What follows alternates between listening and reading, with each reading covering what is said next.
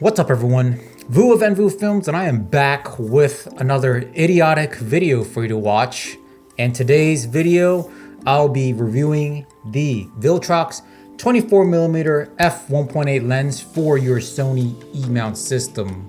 And right off the bat, if I were to tell you, do I recommend this lens to buy if you're in the budget for a wide angle prime with a nice fast aperture such as f1.8, good image quality overall at under 600 bucks? This one is $499.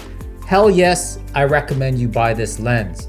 Autofocus is great, image quality looks great, nice build quality, not bad for a lens of this price. And to be quite honest, if I were to sit there and compare you with a 24mm GM and a 24mm f1.8 Viltrox image, did the proper grading, this, that, and the other, you will likely not be able to tell the difference unless you really pixel peeped. Plenty of other YouTube douchebag reviews between this lens versus GM. You go ahead and watch that. Leave my channel. I don't give a shit. But like I said, I highly recommend this lens. It is great. It is one of those reasons why I love the Sony E-mount system, because it has so many lenses for you to choose from. You could choose from the more expensive GM lenses. You could choose from the cheaper third-party lenses from Tamron, Sigma, and now Viltrox. You have all the plethora of various different lenses like the new Siri anamorphic lens. There's just so much for you to choose from, versus things like RF lenses on Canon. You're looking at their 28-70 f2. Oh, awesome lens, right? That thing is massive. You are literally carrying your camera in a boulder. No one wants to do that. I don't want to do that, but you know, to each their own. If they like that color science trash, go ahead and get that. But right now, if you want to go into a system that just has all lenses and pretty much all the specs you would ever need for videography or photography, Sony E-mount's the way to go. And yes, you call me a Sony fanboy. Again, I don't give a shit about that either. If that's what you want to label me as, have at it. So with that being said, that is my review of the Viltrox 24mm f1.8. Hopefully I put up some samples of footage I got with it. That is that.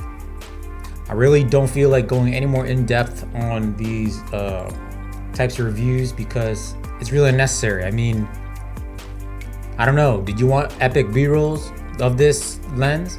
Oh, look at that. Look at this epic B-roll. Whoosh. Whoosh.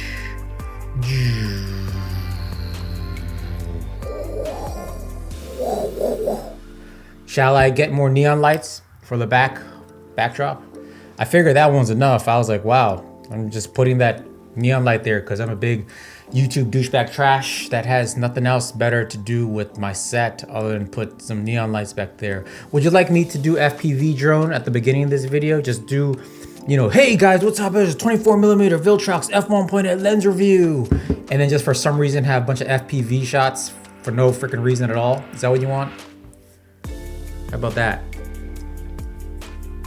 I mean, the fact that I'm making this lens review this late is a bit ridiculous. This was released like what? I don't know, 6 months to a year ago. Why am I doing this now? Like, this should have been released during like embargo with the 10 other tube douchers out there. I mean, it is what it is. I don't know, I'm just getting kind of like, I really don't feel like doing these reviews anymore, but I keep accepting them because I thought at the time it would be a nice video. I'll do all these crazy comparisons, but then I was just like, this crap takes a lot of time, you know, to sit there, find time to film and compare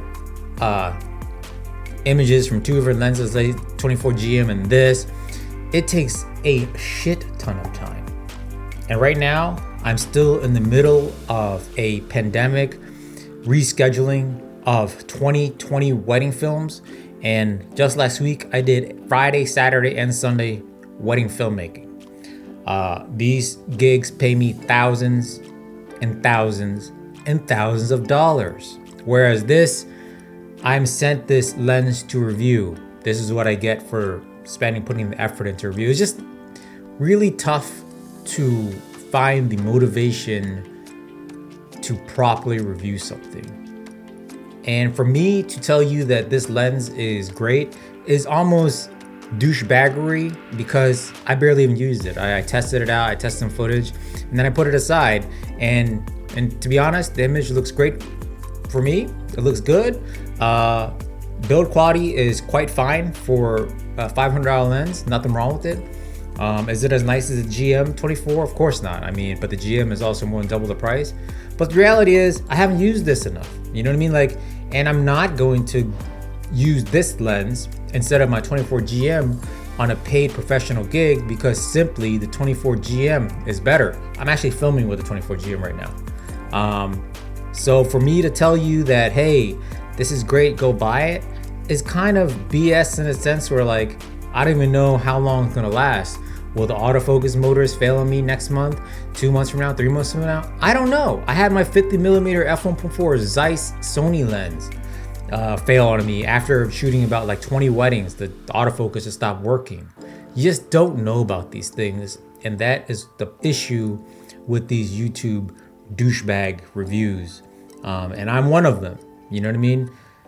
You, as the viewer, this is going on a complete crazy ass tangent, and I understand that, but you as the viewer, you need to go out and try these for yourself. Rent them, buy them, heck, try them for a day and return them. But yeah, man, I think you could trust me when I tell you it feels nice and the image looks good. I just don't know the longevity of it. And even if I use this for a month, that's probably not enough time to give a proper review.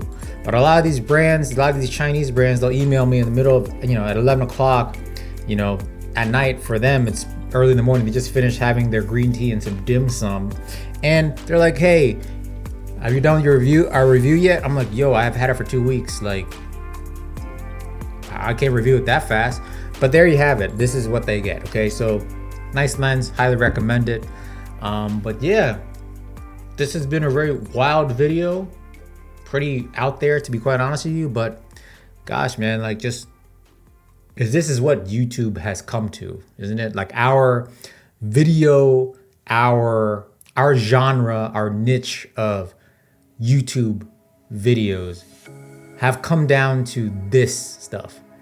Embargo reviews and just general other neon blue and pink douchebaggery all over the place. Our BTS of what we do is not even BTS of actual real life video shoots, real life situations. It's literally BTS of how we film our YouTube, or BTS of our YouTube studio. Like, whatever happened to actual videographers on YouTube that actually do other types of productions? I don't know. I don't know what's going on. I don't know how I feel about all this stuff, but yeah, that is that, guys. Anyways, till next time, lighten up. Please, if you like this content, subscribe to the channel. Links in the description below, all that stuff. Thank you. Lighten up. Did I already say that? Till next time, lighten up.